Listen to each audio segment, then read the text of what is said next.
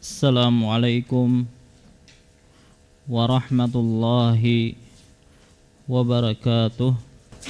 Alhamdulillahi rabbil alamin. Wassalatu wassalamul atammanil akmalani alal mab'usi rahmatan lil alamin, nabiyina wa rasulina Muhammadin wa ala alihi wa ashabihi wa man tabi'ahum bi ihsanin ila yaumiddin. Amma ba'd. Fa ya ibadallah, kaum muslimin wal muslimat, keluarga seberataan rahimani Allahu wa iyyakum. Alhamdulillah, segala puji bagi Allah Subhanahu wa ta'ala yang kembali memberikan kepada kita kesehatan, kekuatan, taufik dan hidayahnya, sehingga kembali kita bisa berkumpul di majlis yang mulia ini dalam rangka menghadiri kajian rutin kita, yaitu dengan kitab Bulughul Maram karya Al-Imam Ibnu Hajar Al-Asqalani rahimahullahu ta'ala. Salawat serta salam semoga senantiasa tercurahkan kepada junjungan kita Nabi besar Muhammad sallallahu alaihi wasallam, kepada keluarga beliau, para sahabat beliau, dan orang-orang yang istiqamah di atas jalan beliau ila yaumil qiyamah. Insyaallah pada kesempatan malam hari ini kembali kita akan melanjutkan pelajaran kita masih dengan kitab Al-Janaiz, yang mana pada pertemuan lalu kita telah membahas pertama apa yang dilakukan ketika menghadapi orang yang sakaratul maut. Maka kita sebutkan ada 3. Yang pertama adalah mentalkin atau mengajari orang tersebut untuk mengucapkan la ilaha illallah. Kemudian yang kedua, menghadapkan ke arah kiblat, ya. Jadi orang sakit tersebut atau orang yang sakaratul maut tersebut dianjurkan untuk dihadapkan ke arah kiblat. Adapun yang ketiga adalah mendoakan atau berkata-kata yang baik, karena pada waktu itulah para malaikat mengaminkan apa yang kita katakan. Kemudian pembahasan berikutnya juga kita telah bahas tentang kiat-kiat untuk meraih husnul khotimah. Kita sebutkan ada 8, ya. Apa saja yang 8 tersebut? Yang pertama adalah bertakwa kepada Allah Subhanahu wa ta'ala dimanapun dan kapanpun berada. Dan ini sebab yang paling besar mengantarkan seseorang kepada husnul khotimah. Kemudian yang kedua adalah mengingat kematian, karena dengan mengingat kematian seseorang akan bersemangat untuk beribadah kepada Allah. Kemudian yang ketiga adalah segera bertaubat. Setiap kita melakukan dosa, maka segera dia bertaubat, ya, dan jangan suka menunda-nunda taubat.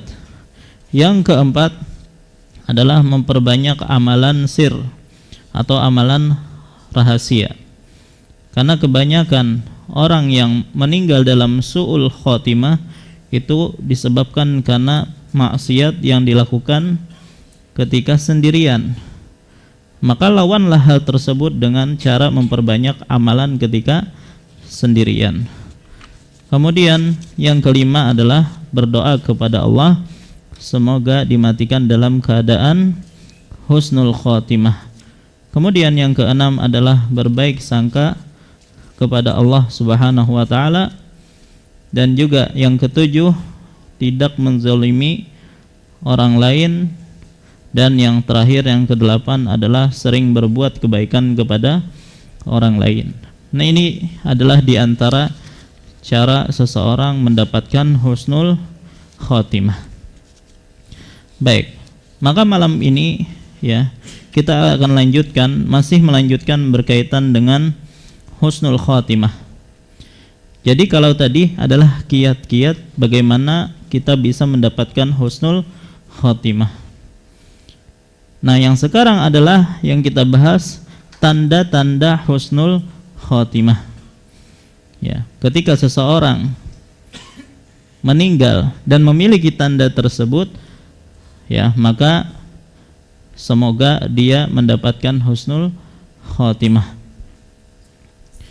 Sesungguhnya yang namanya husnul khotimah atau akhir yang baik adalah ketika seorang hamba diberi taufik sebelum kematiannya untuk menjauhi apa yang dimurkai oleh Allah, dan juga diberi taufik untuk bertaubat dari dosa-dosa dan maksiat, dan akhirnya dia pun melaksanakan ketaatan, melakukan amal kebaikan, kemudian ia meninggal dalam kondisi yang baik tersebut. Itulah hakikat dari husnul khotimah. Ya. Dan di antara dalil yang menunjukkan hal itu, ya, sebagaimana yang pernah kita sampaikan, hadis yang diriwayatkan Anas bin Malik radhiyallahu anhu, ia berkata, Rasul sallallahu alaihi wasallam bersabda, "Idza arada Allahu bi'abdihi khairan ista'malahu." Apabila Allah menghendaki kebaikan pada seorang hamba, maka dia akan menggunakannya. Maka para sahabat pun bertanya, kaifa yasta'miluhu? Bagaimana cara dia menggunakannya, memperkerjakannya?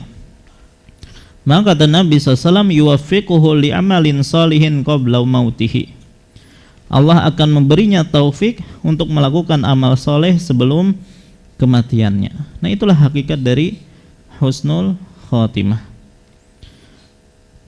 Maka sejatinya kalau seseorang ya sudah tadi melakukan amal soleh, bertaubat dari segala maksiat yang dia lakukan, kemudian diwafatkan dalam keadaan demikian, sebenarnya dia sudah dikatakan mati dalam keadaan husnul khotimah, baik ada tandanya ataupun tidak ada tandanya. Hanya saja ada dalil-dalil yang menunjukkan bahwasanya husnul khotimah itu memiliki tanda-tanda. Nah, apa saja tanda-tanda tersebut? Maka malam ini kita akan sebutkan sekitar 20 lebih ya tentang tanda-tanda husnul khotimah. Baik, yang pertama mengucapkan syahadat ya saat ia meninggal dunia. Yang pertama mengucapkan syahadah ketika ia meninggal dunia. Dan ini berdasarkan hadis yang pernah kita sampaikan dari Mu'adz bin Jabal radhiyallahu anhu, bahwasanya Rasulullah sallallahu alaihi wasallam bersabda, "Man kana akhiru kalamihi la ilaha illallah dakhalal jannah." Barang siapa yang akhir ucapannya adalah kalimat la ilaha illallah, niscaya ia akan masuk surga. Maka ketika dikatakan dia akan masuk surga, ini menunjukkan bahwasanya mengucapkan la ilaha illallah di akhir hayat itu merupakan tanda husnul khotimah. Baik, cuman perlu diketahui bahwasanya mengucapkan la ilaha illallah di akhir hayat ya, apalagi ketika sakaratul maut, itu bukan perkara yang gampang ya. Tidak sebagaimana kita dalam keadaan normal mudah mengucapkan kata la ilaha illallah. Ketika sudah sakaratul maut, maka syaitan itu akan datang ya, maka akan mengganggu seorang hamba, dan dia berusaha keras agar hamba tersebut tidak mampu untuk mengucapkan la ilaha illallah. Bahkan dia berusaha untuk menjadikan hamba tersebut keluar dari Islam. Itu gawean siapa? Iblis atau syaitan. Baik, Nah, bagaimana cara seseorang agar mudah mengucapkan la ilaha illallah ketika di akhir hayatnya, ketika sakaratul maut? Maka langkah yang paling utama adalah senantiasa bertakwa kepada Allah dan senantiasa merealisasikan tauhid kepada Allah Subhanahu wa taala.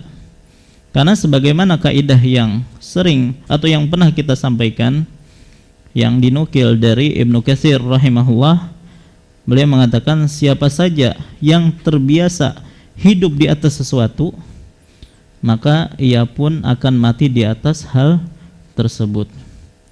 Orang yang senantiasa hidup dengan merealisasikan tauhid kepada Allah Subhanahu wa taala, banyak mengingat Allah, banyak berzikir kepada Allah, bertakwa kepada Allah, maka dia akan dimatikan dalam keadaan seperti itu.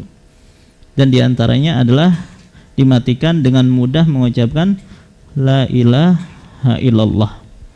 Makanya ayat yang pernah kita bacakan, yaitu surah Ibrahim ayat 27, yusabbitullahu alladhina amanu bil qawli tsabiti fil hayatid dunya wa fil akhirah.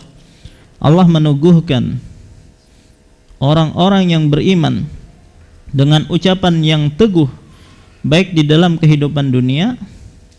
Maksud dalam kehidupan dunia ini adalah diantaranya mudah mengucapkan la ilaha illallah di akhir hayatnya. Wa fil akhirah, dan di akhirat, ya, diantaranya adalah mudah untuk menjawab pertanyaan dua malaikat. Ya, begitu juga nanti mudah ketika sudah datangnya hari kiamat, menjalani hal-hal yang terjadi di dalam ketika hari kiamat. Baik, dan ini tidaklah bisa didapatkan kecuali bagi mereka yang bertakwa kepada Allah Subhanahu wa taala. Yang kedua, di antara tanda husnul khotimah adalah meninggal dunia disertai dengan mengalirnya keringat di dahi. Ya. Jadi ketika ada orang meninggal dunia dan dia berkeringat di dahinya, maka itu adalah salah satu tanda husnul khotimah. Jadi bukan alamat keburukan, ya, atau tanda keburukan, karena sebagian orang menyangka kalau orang itu banyak keringatnya, wah berarti dia dalam keadaan buruk, ya. Maka justru sebaliknya, ya, diriwayatkan dari Abu Buraidah bin Al-Husayb bahwasanya ia pernah berada di Khurasan. Lalu ia menjenguk salah seorang saudaranya yang sedang sakit, dan ia mendapatinya telah meninggal dunia dengan keringat keluar dari dahinya.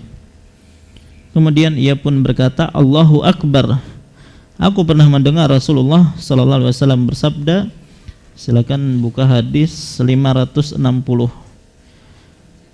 Wa an Buraidah radhiyallahu anhu anin Nabi sallallahu alaihi wasallam qala, dari Nabi sallallahu alaihi wasallam beliau bersabda, al-mu'minu yamutu bi'arakil jabin. Orang mukmin itu meninggal dengan adanya keringat di dahinya. Baik, maka ini salah satu tanda bahwasanya dia mati dalam keadaan husnul khotimah. Baik, nah jadi ketika kita melihat ada seseorang yang meninggal dan dahinya penuh keringat, maka bisa jadi dia mendapatkan husnul khotimah berdasarkan hadis-hadis yang ini.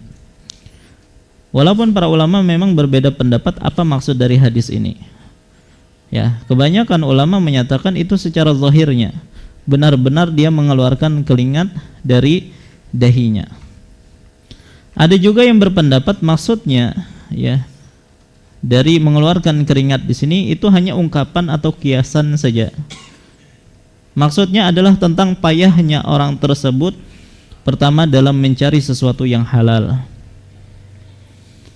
Begitu juga upayanya dalam menahan dirinya ketika berpuasa, ya, kemudian usaha dia untuk melaksanakan sholat, ya, pokoknya dia beribadah kepada Allah. Artinya kepayahan-kepayahan tersebut itulah yang dimaksud dengan berkeringat di sini. Ketika dia mati dalam keadaan hal tersebut, maka dia termasuk orang yang mati dalam keadaan husnul khotimah. Tapi wallahu alam ya, kebanyakan para ulama menyatakan bahwasanya hadis ini dimaknai secara zahirnya, artinya benar-benar dia mengeluarkan keringat. Dan Nabi SAW disebutkan beliau ketika meninggal juga mengeluarkan keringat ya dari dahi beliau. Makanya Aisyah radhiyallahu anha ya, ketika mendapati Rasulullah SAW dalam keadaan sakaratul maut ya, beliau membawakan seember air, kemudian mengeluarkan tangannya ke ember tersebut lalu mengusap keringat dari dahi Nabi sallallahu alaihi wasallam. Nabi SAW mengeluarkan tangannya ke ember tersebut sambil mengusapkan ke dahi beliau seraya mengatakan, la ilaha illallah inna lil mauti lasakarat. Ya, la ilaha illallah, sesungguhnya kematian itu ada sakaratnya. Baik. Nah, jadi ini adalah tanda yang kedua. Adapun tanda yang ketiga dari dari husnul khatimah adalah meninggal dunia di malam Jumat atau di siang hari Jumat. Meninggal dunia di malam Jumat atau di siang hari Jumat. Diriwayatkan dari sahabat yang mulia Abdullah bin Amr, ia mengatakan Rasulullah SAW bersabda, ma min muslimin yamutu yaumal jumu'ah aw lailatal jumu'ah illa waqahu Allahu fitnatal qabr. Tidaklah seorang muslim meninggal dunia pada hari Jumat atau malam Jumat melainkan Allah akan melindunginya dari fitnah kubur. Baik, Allah Subhanahu wa taala itu kan memang mengistimewakan beberapa hari dari hari-hari yang lain, sebagaimana Allah mengistimewakan beberapa bulan dari bulan-bulan yang lain. Baik, nah di antara yang diistimewakan itu adalah hari Jumat dan malam Jumat. Maka dalam hadis yang tadi kita sebutkan, Nabi SAW menjelaskan keutamaan yang diberikan kepada mereka yang meninggal pada hari Jumat atau malam Jumat. Ya, apa keistimewaannya tadi? Dilindungi dari yang namanya fitnah kubur. Apa itu fitnah kubur? Yang masyhur makna dari fitnah kubur itu adalah pertanyaan dua malaikat. Ya. Ada juga yang lebih mengumumkan makna dari fitnah kubur, bukan hanya sekedar pertanyaan dua malaikat, tetapi juga perlindungan dari berbagai cobaan yang terjadi setelah dikuburkan, seperti himpitan kubur, kegelapan kubur, azab kubur. Ya, itu semuanya dihindarkan bagi siapa yang meninggal pada hari Jumat ataupun malam Jumat tadi. Ada juga, jadi kalau menurut pendapat ini, orang yang mati pada hari Jumat ataupun malam Jumat maka tidak akan ditanya oleh dua malaikat tadi. Ada juga yang berpendapat bahwasanya dia tetap akan ditanya, akan tetapi ya dia akan dimudahkan baik dari menjawab pertanyaan dua malaikat tadi. Intinya maupun baik yang pertama ataupun yang kedua, ini merupakan kebaikan bagi orang tersebut. Baik, maka kalau dia sudah selamat dari fitnah kubur, maka dia juga akan selamat dari azab kubur. Dan ini merupakan karunia yang besar kalau seorang bisa selamat dari yang namanya azab kubur. Karena yang namanya kubur itu kan persinggahan pertama dari alam akhirat, yang mana Nabi SAW mengatakan, innal qabra awalu manazilil akhirah. Sesungguhnya alam kubur itu adalah persinggahan pertama dari kehidupan akhirat. Fa in naja minhu fama ba'dahu aisaru minhu. Siapa yang selamat ya dari di kuburannya atau dari azab kubur, maka kehidupan setelahnya akan lebih mudah. Wa in lam yanju minhu, dan jika seorang tidak selamat darinya, fama ba'dahu asyaddu minhu, maka kehidupan setelahnya itu akan lebih susah bagi dia. Baik, hadis riwayat At-Tirmidzi berderajat hasan. Nah, jadi ini adalah yang ketiga, ya, mati di hari Jumat ataupun malam Jumat. Yang keempat, yaitu mati syahid di medan peperangan. Mati syahid di medan peperangan.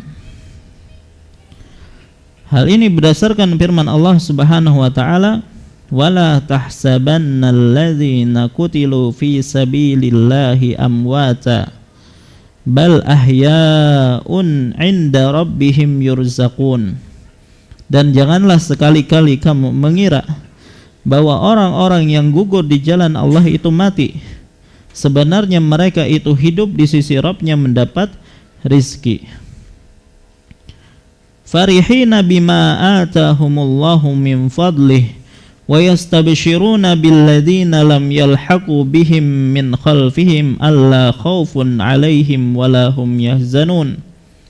Mereka bergembira dengan karunia yang diberikan Allah kepada mereka, dan bergirang hati terhadap orang yang masih tinggal di belakang yang belum menyusul mereka, bahwa tidak ada rasa takut pada mereka dan mereka tidak bersedih hati.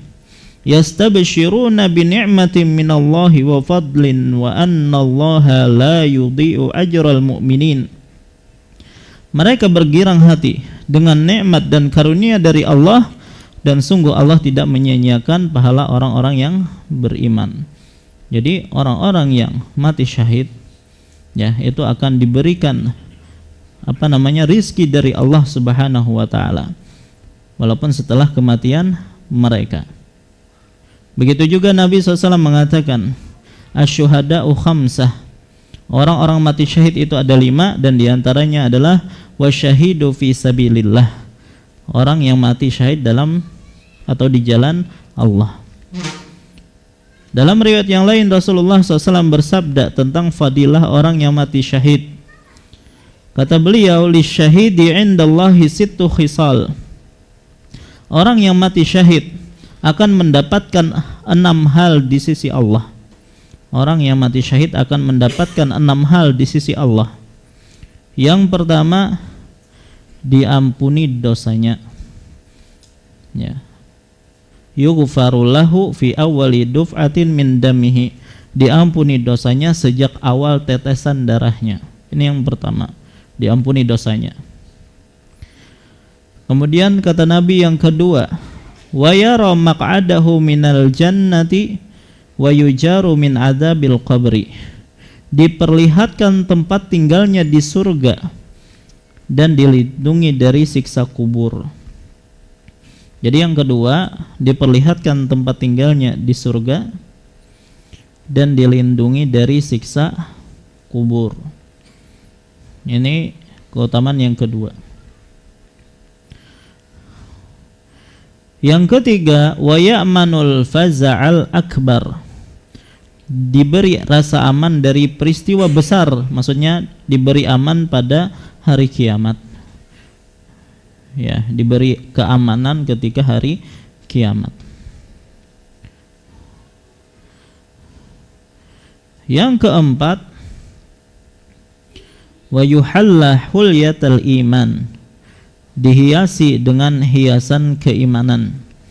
Dihiasi dengan hiasan keimanan.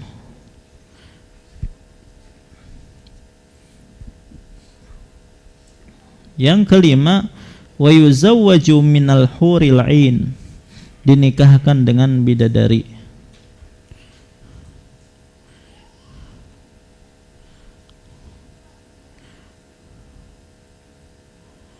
Yang keenam, tadi yang kelima ya. Yang keenam, wa yushaffa'u fi sab'ina insanan min aqaribihi, dibolehkan memberi syafaat bagi 70 karib kerabatnya.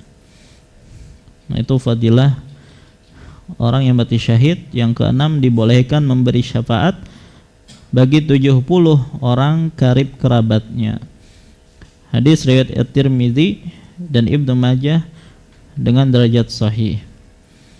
Baik, maka orang yang mendapatkan mati syahid, maka dia termasuk orang yang mati dalam keadaan husnul khotimah. Baik. Nah, jadi tadi yang keempat kan orang yang mati syahid di medan peperangan. Yang kelima, orang yang meninggal dunia di jalan Allah. Orang yang meninggal dunia di jalan Allah, maka dia termasuk syahid juga. Apa bedanya dengan yang keempat tadi? Kalau yang keempat tadi itu khusus di medan peperangan. Kalau ini kan di jalan Allah, ya, dan ini sifatnya lebih umum. Orang yang berdakwah di jalan Allah, ya, dan meninggal di jalan dakwah tersebut, dia mati syahid, disebut mati syahid. Orang yang beramar ma'ruf nahi mungkar, dia syahid. Orang yang mengajarkan ilmu agama juga fi sabilillah. Ini semuanya ya mati di jalan Allah. Baik, Nabi SAW bersabda, "Man qatala litakuna kalimatullahi hiyal ulya fahuwa fi sabilillah." Barang siapa yang berjuang supaya kalimat Allah menjadi yang paling tinggi, maka ia di jalan Allah. Baik. Yang keenam, orang yang meninggal dunia disebabkan ta'un. Orang yang meninggal dunia disebabkan wabah ta'un. Ta'un itu apa? Covid. Covid itu ta'un. Iya. Baik. Apakah hanya Covid? Baik, tentunya ta'un ya. Sebenarnya itu adalah nama khusus ya untuk suatu penyakit. Baik, ya ulun pribadi kurang tahu secara medisnya itu apa gitu kan. Cuman dampak dari ta'un itu ada seperti bisul-bisul yang muncul di tubuh, di ketiak, di siku gitu ya, yang mana itu bengkak dan ada rasa sakit yang hebat, yaitu ta'un namanya. Jadi ada yang menafsirkan ta'un di sini itu penyakit khusus ini. Cuman pendapat yang lain mengatakan bahwasanya ta'un ini adalah segala wabah yang menyebar. Apa saja wabah tersebut, kalau dia menyebar maka itu disebut dengan ta'un. Maka menurut pendapat yang kedua ya, corona itu termasuk ta'un. Maka orang yang meninggal disebabkan ta'un tadi, maka itu termasuk syahid, kata Nabi SAW. At-ta'una syahadatun likulli muslim. Penyakit ta'un adalah penyebab mati syahid bagi setiap muslim. Maka orang yang mati disebabkan karena wabah tadi, maka dia dinyatakan sebagai orang yang mati syahid. Baik, tentunya orang yang ditimpa dengan ta'un, dengan wabah tadi, sampai dia dinyatakan mati syahid, itu disyaratkan dia sabar ketika menghadapi penyakit tersebut. Adapun kalau dia tidak ridho dengan takdir Allah Subhanahu wa taala, kemudian dia meninggal dalam keadaan tidak ridho dengan takdir tersebut, maka dia tidak dikatakan mati syahid. Berarti dari sini kita mengetahui bahwasanya syahid itu tidak hanya mesti di medan peperangan. Ya, ternyata ada orang-orang yang dinyatakan mati syahid walaupun tidak sampai berperang ya atau meninggal di peperangan. Maka para ulama menyebutkan bahwasanya mati syahid itu ada 3 model. Baik. Pertama adalah syahid dunia akhirat. Dunia dan akhirat.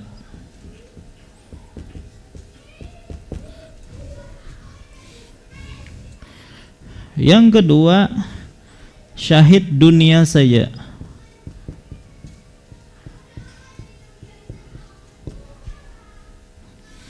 Yang ketiga adalah syahid akhirat saja.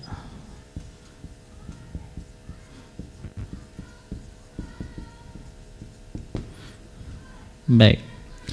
Adapun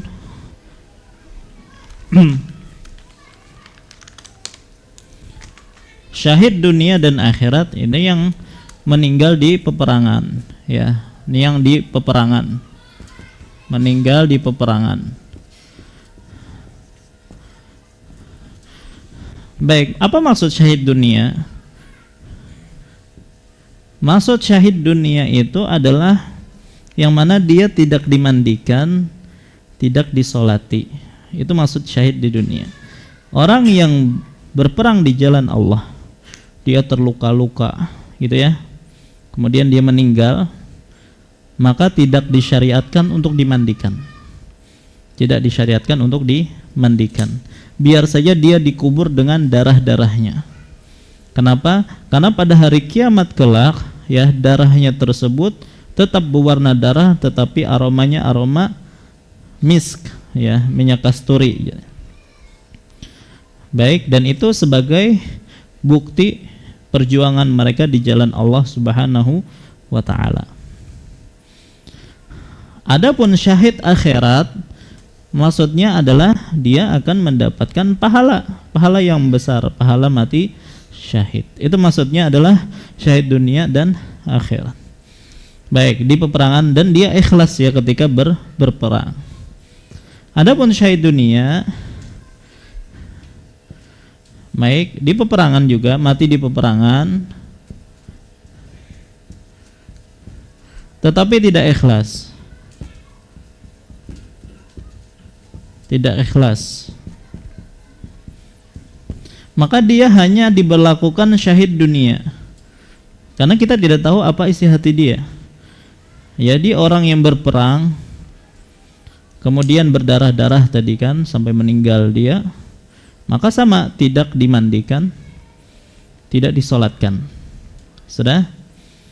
Ya, tapi apakah dia dapat pahala di akhirat?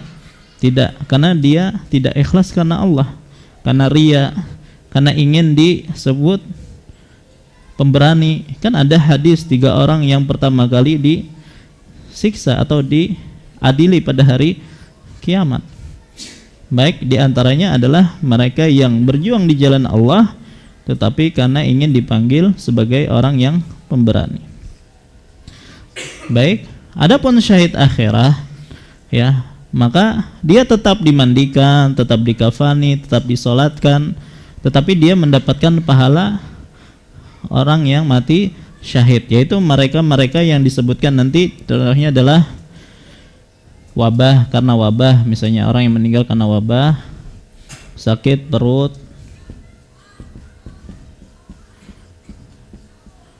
baik, tertimpa bangunan,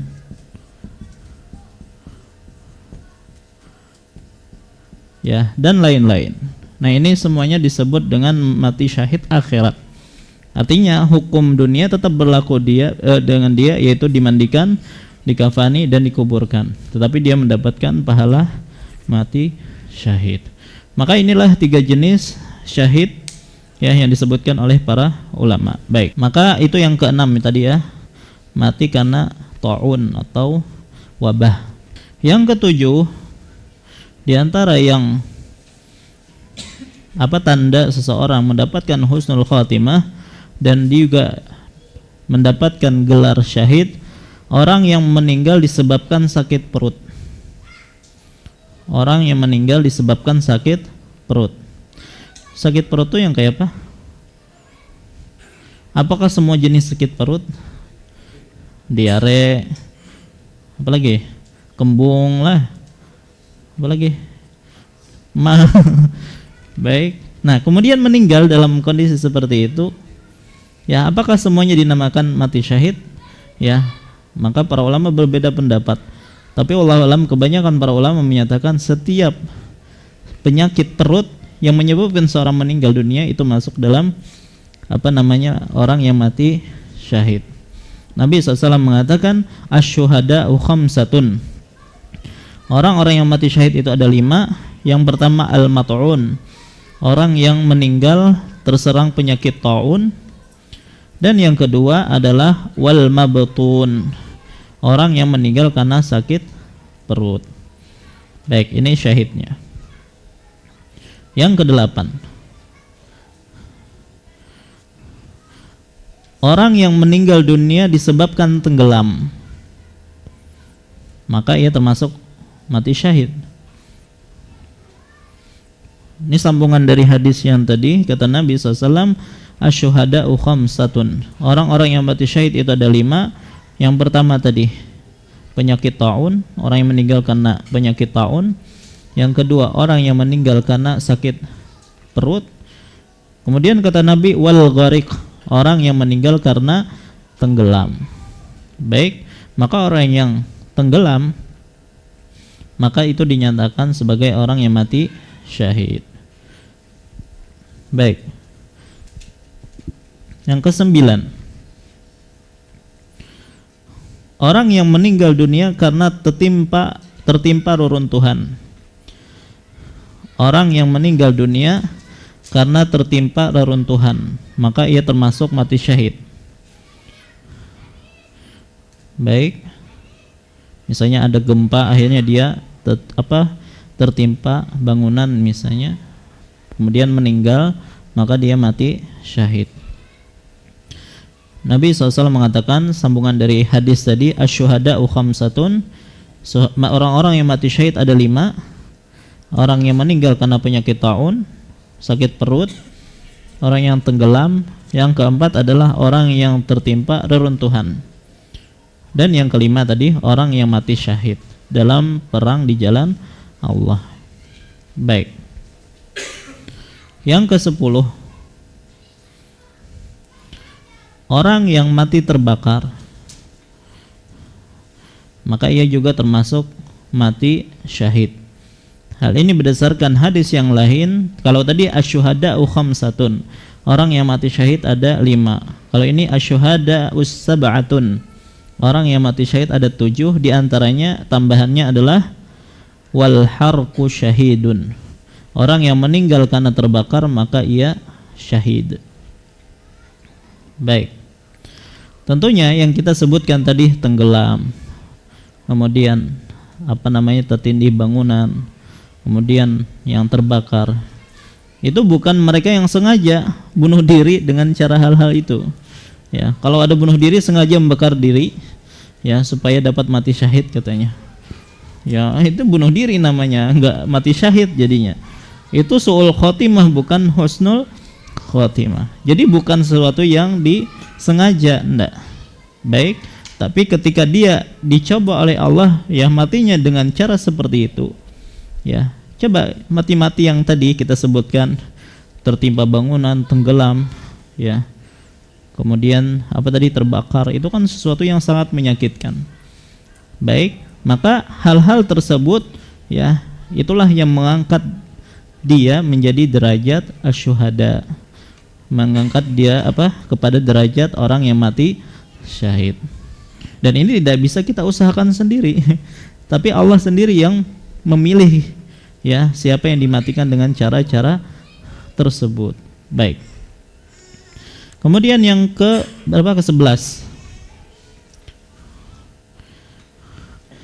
Baik, orang yang meninggal disebabkan penyakit radang selaput paru-paru. Baik, ulun pribadi nggak tahu apa namanya, ya.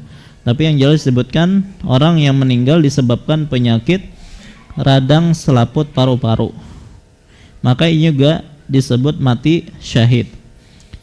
Baik, dan dalam bahasa Arab itu diistilahkan dengan sahibu zatil janb, ya, yaitu tadi orang yang memiliki penyakit radang selaput paru-paru, ada masalah di paru-parunya gitu ya, yang akhirnya berujung pada kematian.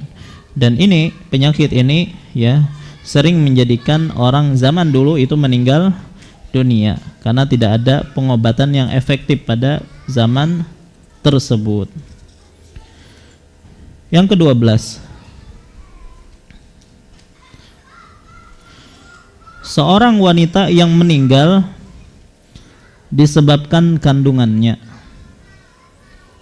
Seorang wanita yang meninggal disebabkan kandungannya, artinya dia meninggal itu karena bayinya yang dia kandung. Baik ketika dia melahirkan akhirnya meninggal, dunia atau sebelum melahirkan, ya, ada masalah di kandungannya yang menyebabkan akhirnya wanita tersebut meninggal dunia, maka ini semuanya menyebabkan wanita tersebut, ya, digelari mati syahid. Nabi SAW bersabda, asyuhada'u sab'atun, orang-orang yang mati syahid itu ada 7, diantaranya wal mar'atu tamutu bijam'in syahid, seorang wanita yang meninggal dunia disebabkan kandungannya, maka ia mati syahid. Baik, yang berikutnya 13. Orang yang tewas atau meninggal dalam rangka membela hartanya. Orang yang meninggal dalam rangka membela hartanya, maka ia termasuk mati syahid. Nabi SAW bersabda, man kutila duna malihi fahuwa syahid. Barang siapa yang terbunuh karena mempertahankan hartanya, maka ia mati syahid. Jadi ada perampok datang misalnya ingin mengambil hartanya, kemudian dia hadapi sampai akhirnya dia terbunuh, maka dia dalam keadaan seperti ini termasuk orang yang mati syahid. Makanya dalam riwayat Abu Hurairah radhiyallahu anhu, ia berkata, pernah ada seorang laki-laki mendatangi Rasulullah seraya bertanya, wahai Rasulullah, bagaimana pendapatmu jika ada orang yang hendak merampas hartaku? Maka beliau menjawab, jangan engkau berikan hartamu. Maka dia bertanya lagi, bagaimana kalau ia menyerangku? Maka Nabi menjawab, lawanlah ia. Kemudian dia bertanya lagi, bagaimana kalau ia membunuhku? Maka Nabi menjawab, engkau akan mati syahid. Ya. Kemudian dia bertanya lagi, bagaimana kalau aku yang membunuhnya? Maka Nabi mengatakan, dia akan masuk neraka. Baik, ini menjelaskan bahwasanya boleh seseorang, ya, melawan orang yang ingin merampas hartanya walaupun sampai membunuhnya. Ya, dan ini membunuh dengan hak namanya. Ya. Baik. Dan kalau dianya yang ternyata yang terbunuh, maka dia mendapatkan gelar mati syahid. Baik. Kemudian yang ke-14, orang yang meninggal dalam rangka membela keluarganya. Orang yang meninggal karena membela keluarganya, maka ia juga mati syahid. Nabi SAW bersabda, wa man kutila duna ahlihi fahuwa syahid. Barang siapa yang terbunuh dalam rangka membela keluarganya, maka ia syahid. Jadi ada orang yang ingin mengganggu istrinya kah, atau mengganggu anaknya kah, ya, kemudian dia halangi. Kalau ternyata terjadi perselisihan di antara mereka dan akhirnya dia terbunuh karena membela istri dan anaknya tadi, maka dia mati syahid. Baik, sepertinya sudah isya. Adapun yang berikutnya insyaallah kita sampaikan setelah salat. Wallahu ta'ala alam wa sallallahu ala nabi. Assalamualaikum warahmatullahi wabarakatuh. Alhamdulillahi rabbil alamin. Wabihi nasta'in ala umurid dunya waddin. Wa ashhadu an la ilaha illallah wahdahu la syarikalah wa ashhadu anna Muhammadan abduhu wa rasuluh. Allahumma salli wa sallim wa barik ala nabiyina wa rasulina Muhammadin wa ala alihi wa ashabihi wa man tabi'ahum bi ihsanin ila yaumiddin, amma ba'd. Fa insyaallah kita lanjutkan kembali pembahasan kita. Tadi kita sudah sampai nomor 14, yaitu orang yang meninggal dalam rangka membela keluarganya. Adapun yang ke-15 yang termasuk orang yang mati syahid atau orang yang mendapatkan husnul khotimah adalah orang yang meninggal dalam rangka membela agamanya. Orang yang meninggal dalam rangka membela agamanya. Nabi SAW bersabda, "Wa man qutila duna dinihi fahuwa syahid." Barang siapa yang terbunuh dalam rangka membela agamanya, maka ia mati syahid. Maka barang siapa yang terbunuh dalam rangka membela agama Allah, mendakwahkan agama Allah, menyebarkan agama Allah, kemudian dia meninggal dunia, ya, bisa jadi misalnya dibunuh ketika berdakwah, dia dibunuh. Kan banyak yang seperti itu, ulama-ulama yang mana mereka dibunuh ketika berdakwah, ada yang dibom dan seterusnya. Maka orang yang meninggal dalam kondisi seperti ini, maka dia syahid.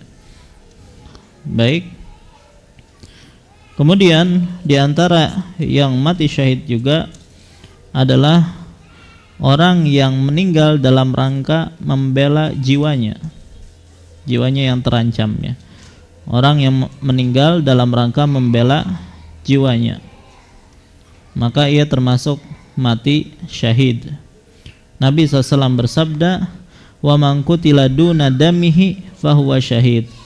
Dan barang siapa yang terbunuh dalam rangka membela jiwanya, maka ia mati syahid. Artinya ketika ada orang yang mungkin ingin menyerang dia, ingin membunuh dia, ya, kemudian dia membela dirinya dan akhirnya dia tetap saja terbunuh, maka dia mati syahid. Dan ini juga menunjukkan bahwasanya darah seorang mukmin itu sangat berharga. Bahkan disebutkan bahwasanya darah seorang mukmin itu lebih mulia di sisi Allah daripada Ka'bah. Makanya disebutkan Nabi SAW pernah mengatakan, ya, menjelaskan tentang bahayanya membunuh seorang muslim. Kata Nabi, "La zawalud dunya ahwanu 'indallahi min qatli rajulin muslim."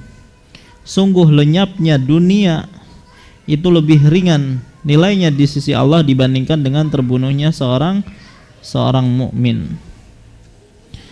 Begitu juga Nabi SAW pernah berdiri atau tawaf, ya, di Ka'bah. Kemudian beliau bersabda, mengatakan kepada Ka'bah, "Ma atyabaki wa atyabarihaki." Betapa bagusnya dirimu wahai Ka'bah, betapa harumnya dirimu wahai Ka'bah.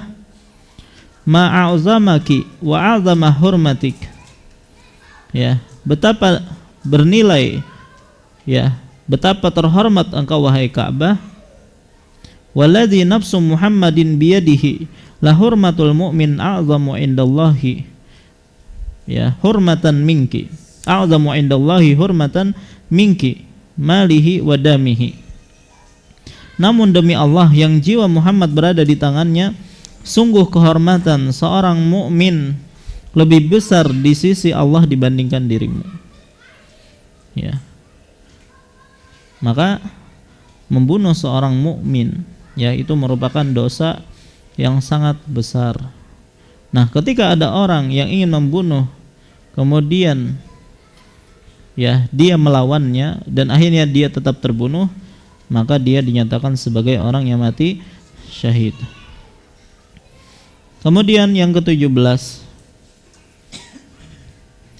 orang yang tewas atau meninggal dalam rangka membela haknya yang dirampas, ya, yang dirampas secara zalim maksudnya, ya, maka ia termasuk mati syahid. Orang yang meninggal dalam rangka membela haknya yang dirampas secara zalim, maka ia termasuk mati syahid. Nabi SAW bersabda, "Man qutila duna mazlamatihi fahuwa syahid." barang siapa yang terbunuh dalam rangka membela haknya yang diambil secara zalim, maka ia syahid. Baik, yang ke-18. Orang yang meninggal disebabkan penyakit, dalam bahasa Arabnya itu asil atau silu gitu. Diartikan TBC. Ya, penyakit TBC. Maka ia termasuk mati syahid. Baik. Dari Rashid bin Hubaish radhiyallahu anhu bahwasanya Rasulullah sallallahu alaihi wasallam menjenguk sahabat yang mulia Ubadah bin Samit ketika beliau sakit. Lalu beliau bertanya, "Tahukah engkau siapakah orang yang mati syahid dari kalangan umatku?" Maka Ubadah menjawab, "Wahai Rasulullah, orang yang mati syahid itu adalah orang yang meninggal di jalan Allah Subhanahu wa taala." Ya, maksudnya yang berperang, itu yang disebut dengan mati syahid. Itu yang diketahui oleh siapa? Ubadah. Maka Rasulullah pun bersabda, "Inna syuhada'a ummati idzan al-qalil." Kalau hanya itu, berarti orang yang mati syahid ya di kalangan umatku hanya sedikit. Ya, ternyata yang namanya mati syahid itu tidak cuma itu. Ya, tadi kan diantaranya orang yang terkena wabah, tenggelam, ya, tertimpa bangunan. Ternyata banyak mati-mati, orang yang mati-mati syahid. Tidak hanya orang yang berperang di peperangan di jalan Allah Subhanahu wa taala.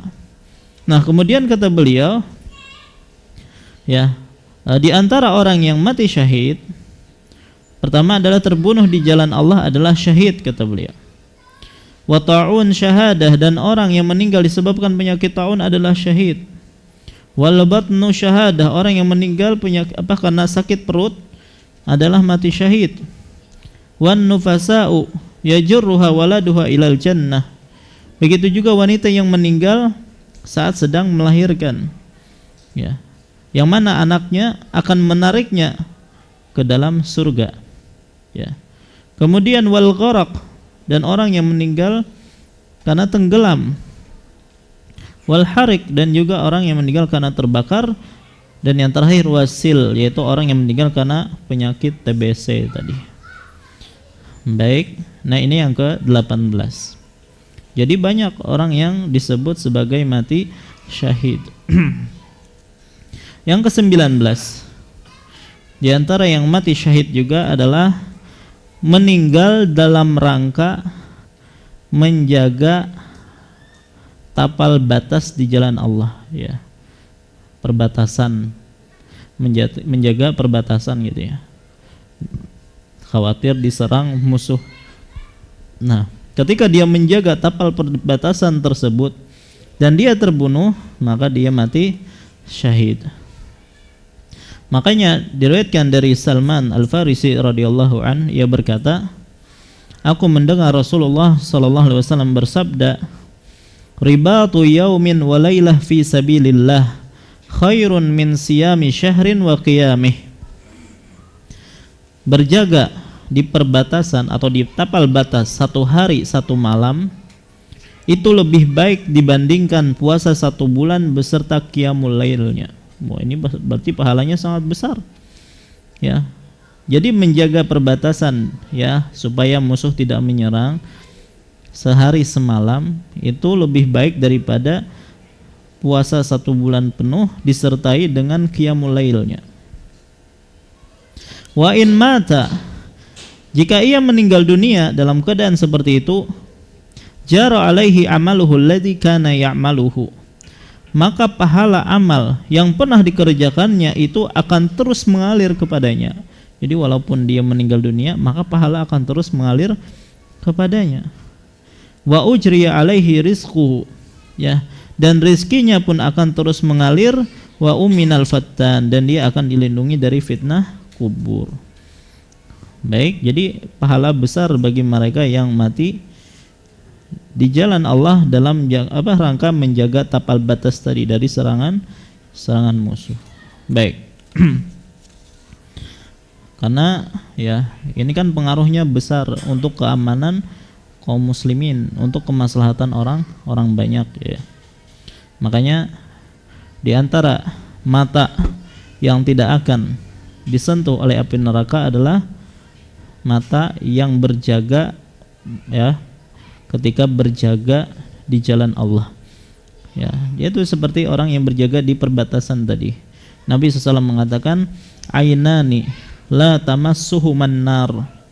Dua mata yang tidak akan tersentuh oleh api neraka, ainun bakat min khasyatillah, yaitu mata yang menangis karena takut kepada Allah, wa ainun batat tahrusu fi sabilillah, dan mata yang berjaga semalaman di jalan Allah Subhanahu wa taala. Yang ke-20, meninggal dunia dalam keadaan sedang mengerjakan amal soleh. Meninggal dunia dalam keadaan sedang mengerjakan amal soleh. Diriwayatkan dari Hudzaifah radhiyallahu an bahwasanya Nabi sallallahu alaihi wasallam bersabda, "Man qala la ilaha illallah ibtigha'a wajhillah khutima lahu biha dakhalal jannah." Barang siapa mengucapkan la ilaha illallah dalam rangka mencari keridhaan Allah hingga hidupnya diakhiri dengan kalimat itu, maka ia akan masuk surga. Maka ini sama seperti yang pertama tadi, man kana akhiru kalamihi la ilaha illallah dakhalal jannah. Barang siapa yang akhir katanya adalah la ilaha illallah, ya, maka dia akan masuk surga.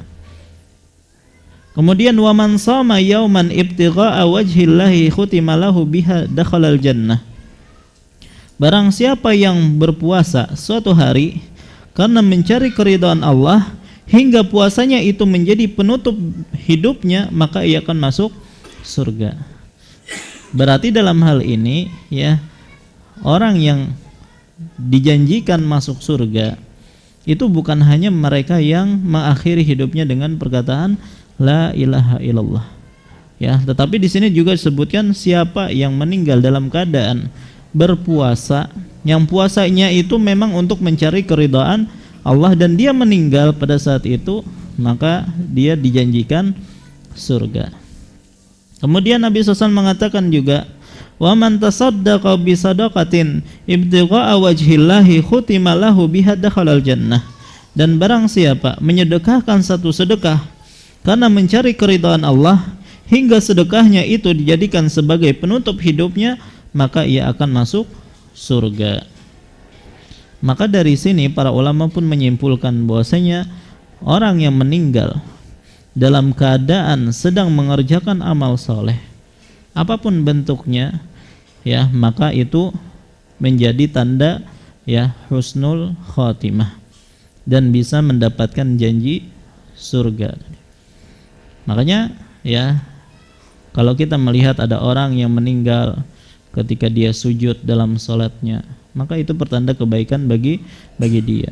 Ketika dia membaca Al-Quran kemudian dicabut nyawanya oleh Allah, maka itu tanda kebaikan bagi dia.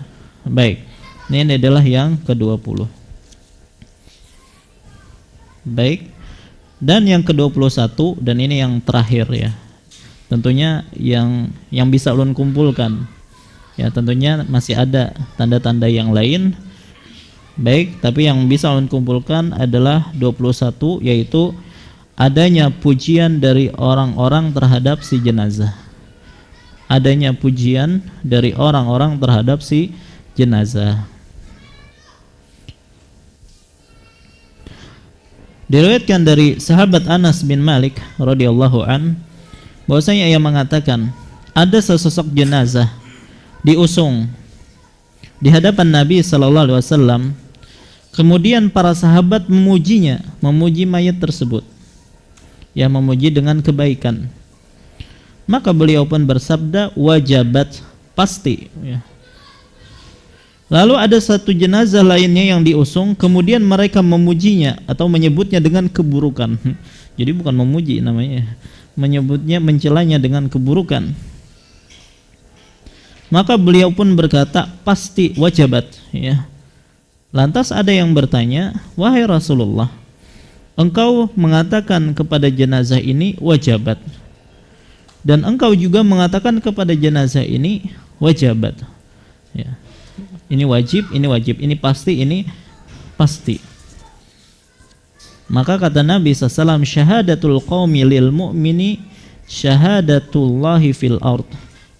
Persaksian suatu kaum, yakni kaum mukminin, bagi seorang mukmin adalah persaksian Allah di muka bumi.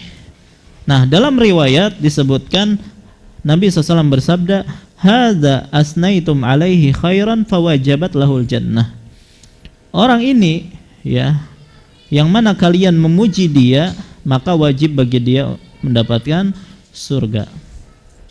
Wa hadza asnaitum alaihi syarran, sementara yang kalian cela dengan keburukan, maka wajib bagi dia neraka. Wajabat lahun nar.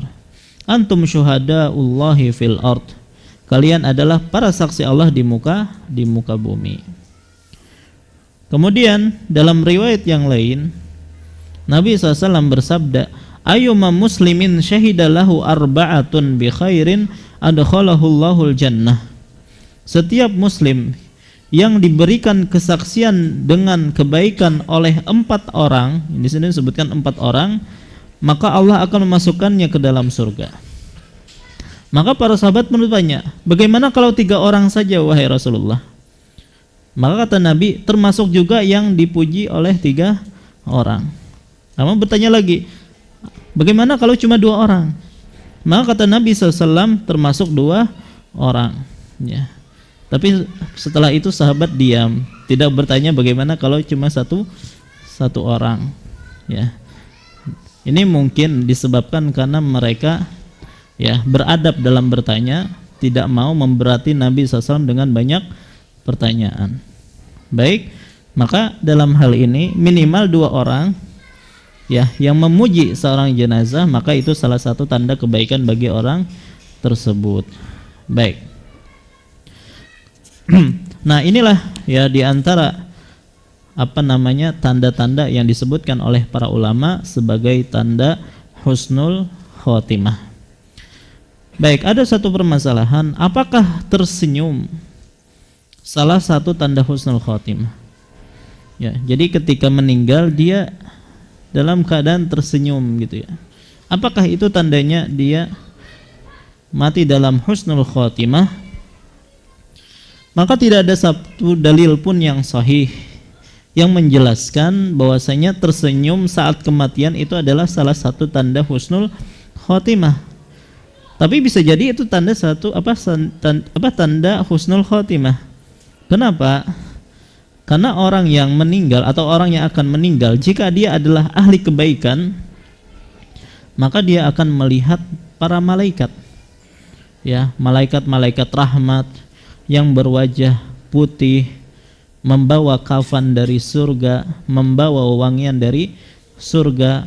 Kemudian datanglah malaikat maut, duduk di sisi kepalanya lalu mengatakan, ayyatuhan nafsul mutmainnah ukhruji ila maghfiratin minallahi wa ridwan. Wahai jiwa yang tenang, keluarlah menuju ampunan dari Allah dan keridhaannya. Baik, maka ketika dia, ya, melihat para malaikat tadi, kemudian mendengarkan perkataan dari malaikat maut tadi, maka bisa jadi dia merasa senang dan tersenyum. Cuman kita tidak bisa memastikan, ya, apakah senyumannya karena itu ataukah karena kebetulan aja gitu kan wajahnya itu tersenyum. Ya, karena terkadang orang meninggal itu urat-urat di bibirnya itu tertarik bagaimana gitu, ya, sampai akhirnya membentuk seperti senyuman. Tapi tidak bisa dinyatakan secara pasti bahwasanya itu adalah alamat husnul khotimah. Dan perlu diingatkan juga bahwasanya sesungguhnya munculnya sesuatu dari tanda-tanda yang tadi kita sebutkan tidaklah mengharuskan kepastian bahwasanya pemiliknya itu termasuk penghuni surga, ya, secara yakin. Kita tidak bisa memastikan hal itu, ya. Akan tetapi hal itu bisa menjadi kabar gembira bagi bagi dia. Ya, cuman untuk memastikan dia benar-benar husnul khotimah, kemudian dia benar-benar masuk surga, itu tidak bisa. Dan kita tidak bisa memastikan seseorang itu masuk surga kalau tidak ada dalil, ya. Baik. Sebagaimana, ya, kalau misalnya ada orang meninggal tetapi tidak ada tanda-tanda ini, ya, bukan berarti dia meninggal berarti tidak husnul khotimah. Belum tentu, ya. Kali aja misalnya makan, ya, lagi makan bakso meninggal, ya. Ini kan ada nih tanda-tanda husnul khotimah di sini yang kita sebutkan tadi. Tapi apakah berarti dia tidak husnul khotimah? Wallahu alam, kita tidak tahu. Ya, jadi ya, bukan suatu kepastian orang dikatakan husnul khotimah harus ada tanda-tanda tersebut. Ya, akhirnya semoga Allah Subhanahu wa taala mewafatkan kita semua dalam keadaan husnul khotimah, ya, diselamatkan dari siksa kubur dan dimudahkan dalam masuk surga. Allahumma amin.